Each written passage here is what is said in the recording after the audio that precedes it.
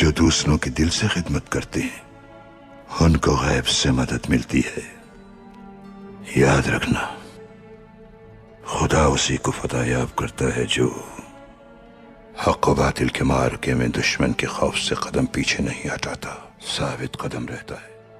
RH network की मुअज़्ज़ज़ दोस्तों, मैं हूँ साजिद ज़ुहैब और आप तमाम सुनने और देखने वालों को अस्सलामु अलैकुम।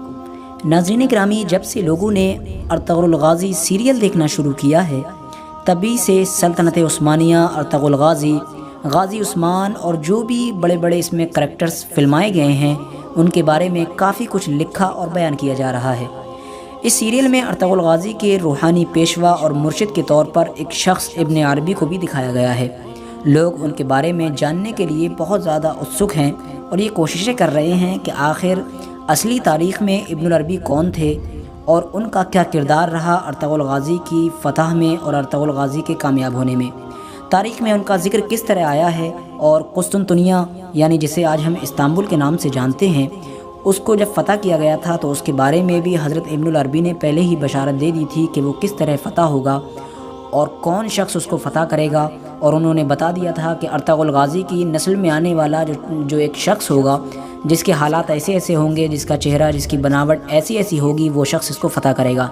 और यकीनन बिल्कुल वैसा ही हुआ था। हज़रत अर्तुग़रुल गाज़ी की छठी नस्ल में पैदा होने वाला एक शख्स जिसे हम सुल्तान मोहम्मद फ़ातिह के नाम से जानते हैं, उन्होंने सिर्फ़ और सिर्फ अपनी 20 से 22 साल की उम्र में इस्तांबुल जैसी ईसाइयों की अजीम सल्तनत को अपने घुटनों पर टिका दिया था और उस दौर में एक ऐसी तोप बनाई थी कि जो दुनिया की पहली तोप होने के साथ साथ अभी तक की दुनिया की सबसे बड़ी तोप थी।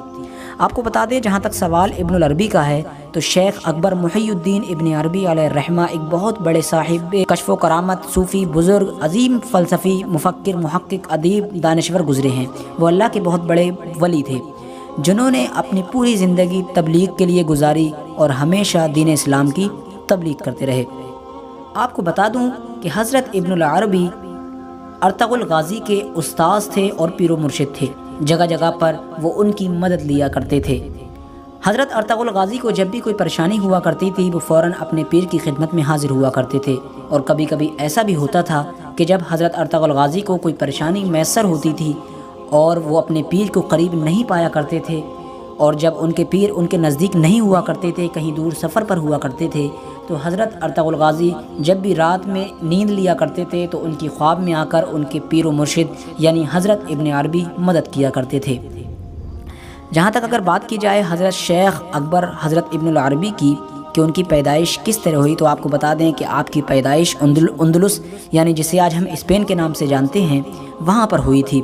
वहीं आपका बचपन गुजरा था। आपने कुरान शरीफ, नाज़रा और इब्तिदाई तालीम अबू बकर बिन हलफ से मरसिया में ही हासिल की थी। जब आपकी उम्र 8 साल हुई तो आप अशबीलिया चले गए। अशबीलिया उस वक्त जय्यद उलमा और बड़े बड़े सूफिया इकराम का मरकज़ हुआ करता था। आपने यहाँ 20 साल तक तालीम हासिल की और आपकी तसनीफ़ात से इस बात का भी पता चलता है कि स्पेन की सरज़मीन पर आपके तकरीबन 80 से ज़्यादा उस्ताद मौजूद हैं। आपको बता दें कि हज़रत इब्न अरबी का घराना भी एक दीनी घराना था। ज़्यादातर लोग पढ़े लिखे थे और आपके वालिद गिरामी अल्लाह के बहुत बड़े वली थे। आगे आपको बताते चलें, शेख अकबर इब्न अरबी अलैहिर्रहमा ने कुर्तबा, इराक़, मिस्र, हिजाज़, फ़िलिस्तीन, ईरान और शाम के लिए सफ़र तालीम व ताल्लुम और तबलीग, किताब व सुन्नत के सिलसिले में फ़रमाए। जहाँ जाते अपने किरदार, अमल, वाज़ व नसीहत से तारीक दिलों को रोशन फरमा दिया करते थे। बहके हुए लोगों को सिरात मुस्तकीम यानी सीधे रास्ते पर लाया करते थे।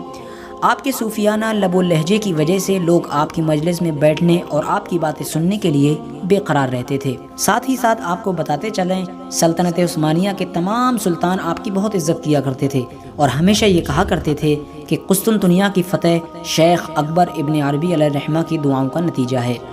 और साथ ही साथ इस फ़तह के बारे में आपका ज़िक्र किया करते थे और कहते थे कि आप ही वो शख्स थे कि जिसने पहले ही ये बशारत दे दी थी कि कुस्तुनतुनिया फ़तह होगा और अर्तुग़रुल गाज़ी यानी हमारी नस्ल का ही एक शख्स उसको फ़तह करेगा। 660 हिजरी में दमिश्क के हाकिम अल मलिक आदिल ने आपको दमिश्क आने की दावत दी।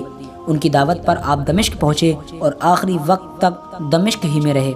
आपका इंतकाल 80 साल की उम्र में दमिश्क की सरजमीन पर 28 रबीउल अव्वल 638 हिजरी मुताबिक 12 नवंबर 1230 ईस्वी में जुमे के दिन हुआ था।